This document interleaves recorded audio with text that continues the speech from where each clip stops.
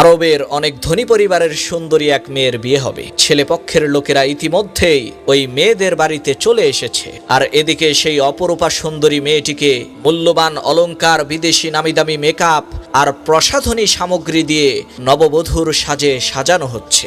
এমন সময় মাগরিবের আজান হয়ে গেল। তখন সেই মেয়েটি তার মাকে বলল, মা, আমি আগে ওযু করে নামাজ পড়ে নেই, এরপরে না হয় মেহমানদের সামনে যাব। মেয়েটির এই কথা শুনে তার মা আশ্চর্য হয়ে বলল, কি সব জাতা বলো? মেহমানরা তোমাকে দেখার জন্য নিচে অপেক্ষা করছে, আর তুমি বলছো ওযু করে নামাজ পড়বে?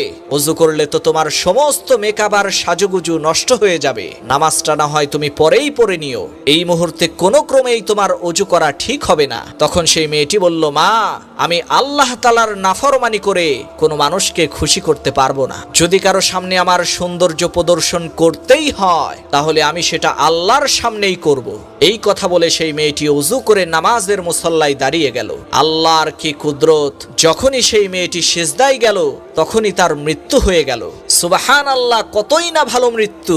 প্রিয় বন্ধুগণ, আপনি যদি ওই মেয়েটার জায়গায় থাকতেন, তাহলে আপনি কি করতেন? মেহমানদেরকে খুশি করার জন্য তাদের সামনে যেতেন, নাকি মহান রবকে খুশি করার জন্য ওযু করে নামাজ পড়তেন?